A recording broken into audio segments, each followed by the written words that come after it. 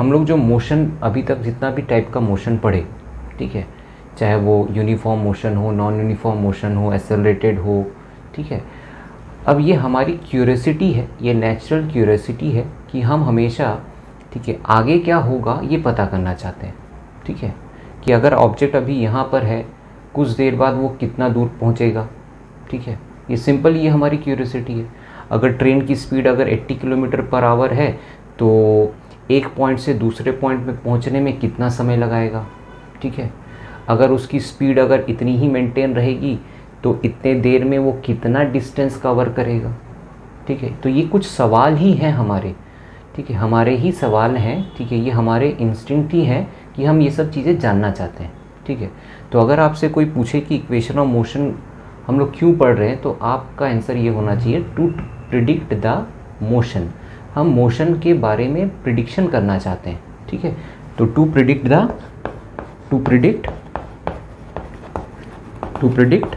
Motion. तो motion में आप क्या प्रिडिक्ट करना चाहते हैं, ठीक है, मोशन में आप क्या पता करना चाहते हैं, ठीक है, आप यही पता करना चाहते हैं ना कि हाउ मच डिस्टेंस ट्रैवल्ड, ठीक है, कितना डिस्टेंस ट्रैवल किया, ठीक है, how much time is taken, ठीक है, how much time is taken, कितना समय लगेगा उसे, ठीक है। फिर आप ये भी पूछोगे ना कि what will be the speed,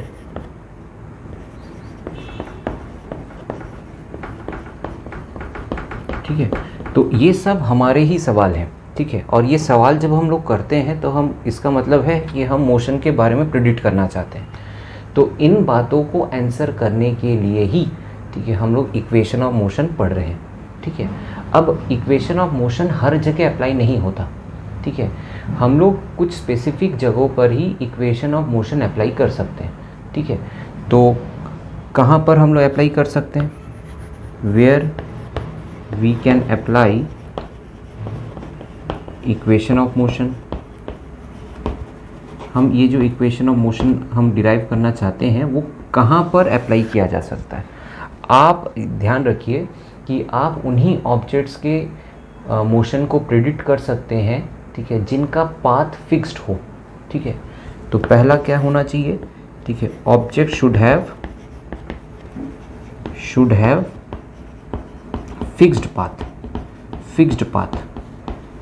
अगर आपके ऑब्जेक्ट का फिक्स्ड पाथ नहीं है, ठीक है, नहीं है, कैसे ऑब्जेक्ट्स का फिक्स्ड पाथ नहीं है, अगर इमेजिन करिए एक एयर मॉलिक्यूल है, ठीक है, तो एयर मॉलिक्यूल अभी यहाँ पर है, ठीक है, उसका डायरेक्शन ऑफ मोशन इधर है, ठीक है, फिर कुछ देर बाद उसका डायरेक्शन ऑफ मोशन इधर हो जाएगा, फिर कुछ देर बाद वो इधर चला जाएगा, मतलब वो कहाँ जा सकता है ये आप नहीं बता सकते, ठीक है, क्योंकि उसका जो पाथ है वो फिक्स्ड नहीं है, ठीक है, कि अगली बार भी वो वहीं से जाएगा ऐसा कोई ज़रूरी है क्या, नहीं ना। उसके पीछे का जो मॉलिक्यूल है क्या वो भी वहीं से जाएगा, उसी पाथ में जाएगा क्या ऐसा ज़रूरी है, नहीं है, ठीक है। हो सकता है उसके पीछे जो मॉलिक्यूल है वो किसी जो पार्टिकल है वो उसका कोई पाथ कोई दूसरा हो, ठीक है। तो जो एयर मॉलिक्यूल है या इस तरीके के जो, ठीक है, या एयर पार्टिकल्स, बेटर टू से एयर पार्टिकल्स, तो इनका पाथ फिक्स नहीं है, ठीक है, do not have fixed path. तो इनके मोशन को हम प्रिडिक्ट नहीं कर सकते, ऐसे ऑब्जेक्ट्स के मोशन को हम प्रिडिक्ट नहीं कर सकते, ऐसे मोशन में ऐसे एग्जांपल्स में हम लोग इक्वेशन ऑफ मोशन अप्लाई नहीं कर सकते, ठीक है। दूसरा ये होना चाहिए, ठीक है, कि ऑब्जेक्ट शुड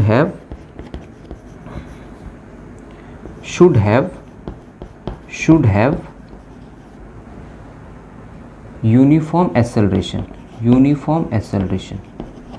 ठीक है। और इन दोनों का रिलेशन बहुत ही मतलब सही है, अच्छा है, ठीक है, कि जो ऑब्जेक्ट फिक्स्ड पाथ में होता है, ठीक है, उसमें यूनिफॉर्म एक्सेलरेशन होता ही है, ठीक है, उसमें यूनिफॉर्म एक्सेलरेशन होता है। इसका मतलब यूनिफॉर्म एक्सेलरेशन का मतलब क्या, एक्सेलरेशन का कांस्टेंट होना, ठीक है, जैसे फॉलिंग ऑफ ए स्टोन, ठीक है, किसी स्टोन का गिरना, ठीक है, मोशन ऑफ ए ट्रेन, ठीक है, ट्रेन, जो ट्रेन है, अब वो ट्रेन जो है वो एयर मॉलिक्यूल की तरह तो नहीं है, कहीं पर भी तो जाएगा नहीं, वो ट्रैक में है तो ट्रैक में ही जाएगा, वो अचानक से रोड में तो नहीं आ जाएगा, अचानक से वो हवा में तो नहीं चला जाएगा।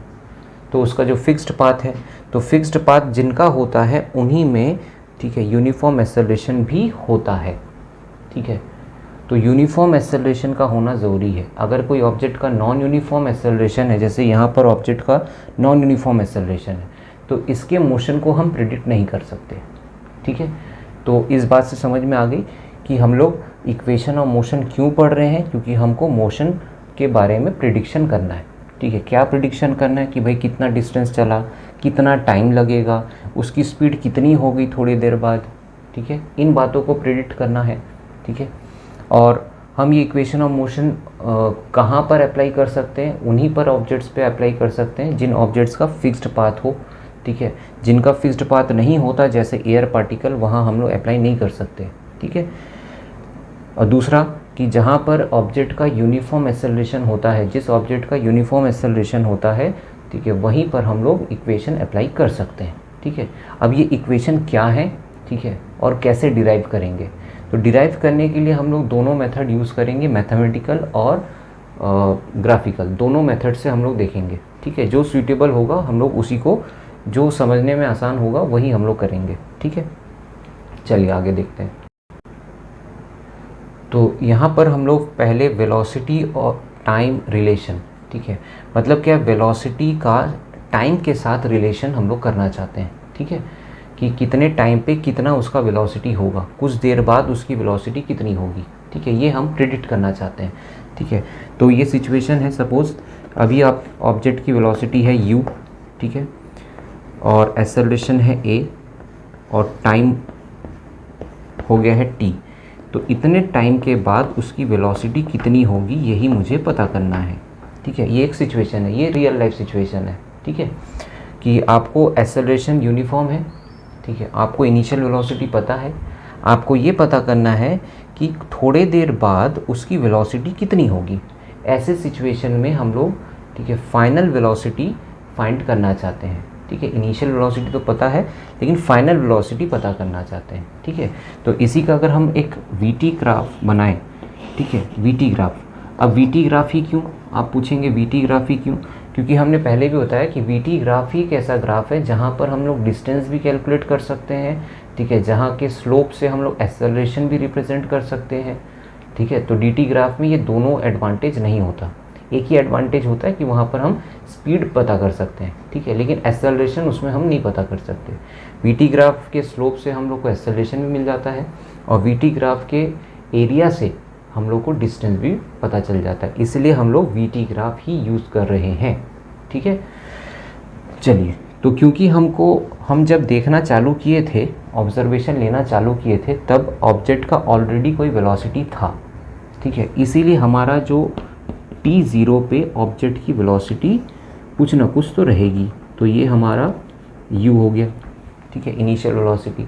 इसका मतलब क्या है कि जब हमने ऑब्जर्व करना चालू किया, जब हमने टाइम नोट करना चालू किया, तब ऑब्जेक्ट का ऑलरेडी कुछ वेलोसिटी था, ठीक है। क्योंकि वो एक्सेलरेटेड है, यूनिफॉर्मली एक्सेलरेटेड है, इसलिए हमने, ठीक है, इसको इंक्लाइंड बनाया, ठीक है, एक स्लोप बनाया टाइम एक्सिस से एक एंगल पे, ठीक है, एक स्लोप बनाया, straight line inclined with time axis. ये आपको ग्राफिकल अगर नहीं देखे हो तो यहाँ पर थोड़ा मुश्किल हो सकता है, तो पिछले ग्राफ में देखिएगा, हम dt, vt, at ग्राफ को बहुत डिटेल में डिस्कस किए हैं, तो वहाँ को देखने के बाद ही आप इसको देखिए।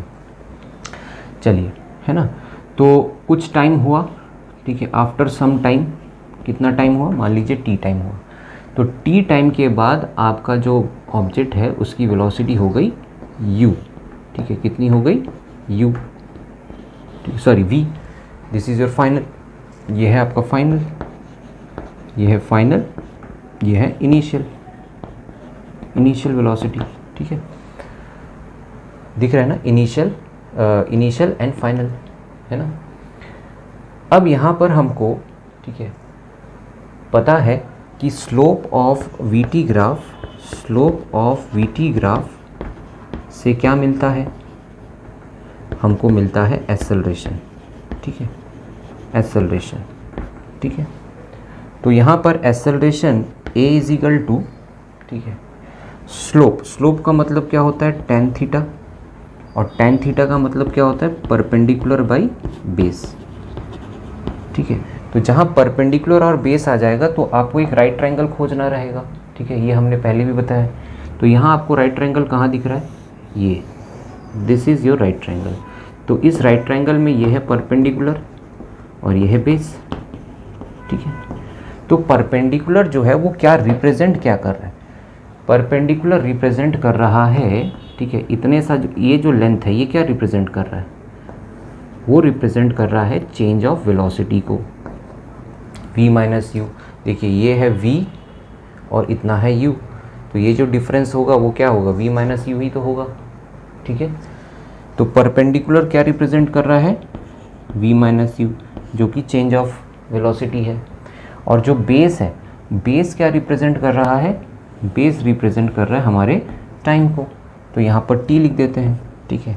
तो a is equal to v minus u by t, ठीक है। अब यहाँ पर अगर हम, ठीक है, multiply t on both side कर दें, ठीक है, मतलब दोनों तरफ हम t मल्टीप्लाई कर दें तो कुछ ऐसा हो जाएगा, ठीक है। दोनों तरफ t मल्टीप्लाई कर दिए, क्यों कर दिए मल्टीप्लाई, क्योंकि t यहाँ पर डिवाइड है, ठीक है, डिवाइड में है, तो मल्टीप्लाई करोगे तो ये t हट जाएगा, ठीक है। ये देखो डिवाइड हो गया, तो क्या बचा, AT is equal to v minus u, ठीक है। तो यहाँ से हम लोग, ठीक है, ऐसा भी लिख सकते हैं, v minus u is equal to AT और v is equal to u plus AT, ठीक है। तो ये जो रिलेशन आया, ये जो इक्वेशन आया, ठीक है, इक्वेशन क्यों बोल रहे हैं, क्योंकि यहाँ इक्वल टू का साइन है, ठीक है। तो ये जो इक्वेशन आया, ठीक है, इस इक्वेशन को ही हम लोग फर्स्ट इक्वेशन ऑफ मोशन बोलते हैं, ठीक है, या फिर वेलोसिटी टाइम रिलेशन बोलते हैं। तो कौन सा वेलोसिटी यहाँ पर हमने फाइंड किया, फाइनल वेलोसिटी फाइंड किया। तो जब कभी भी आपको थोड़े समय बाद की वेलोसिटी पता करनी है, ठीक है, ये कैसे पता चलेगा आपको, क्वेश्चन को रीड करके, न्यूमेरिकल को रीड करके, ठीक है, कि जब भी हमको कुछ देर बाद की वेलोसिटी पता करनी है तब हम लोग v is equal to u plus AT apply करेंगे, ठीक है। और किस क्वेश्चन में क्या इक्वेशन अप्लाई करना है वो हम तीनों को पढ़ने के बाद ही हम आपको बताएंगे, ठीक है। तो ये क्लियर हो गया, ठीक है। ये डेरिवेशन भी इम्पॉर्टेंट है, डेरिवेशन भी 1 मार्क्स 2 मार्क्स 3 मार्क्स में आता है, ठीक है। तो बेसिकली ये जो फर्स्ट इक्वेशन है ना, ये इक्वेशन जो है ये एक्सेलरेशन का ही फॉर्मूला है, ठीक है। देखिए ये एक्सेलरेशन ही है, ठीक है, और कुछ नहीं है, ये एक्सेलरेशन का ही फॉर्मूला है, ठीक है। तो यहाँ पर आप जब शुरुआत करेंगे तो स्लोप ऑफ वीटी ग्राफ से स्टार्ट करेंगे, क्योंकि स्लोप ऑफ वीटी ग्राफ से ही आपको एक्सेलरेशन फाइंड होगा, ठीक है। तो देखते हैं नेक्स्ट इक्वेशन क्या है।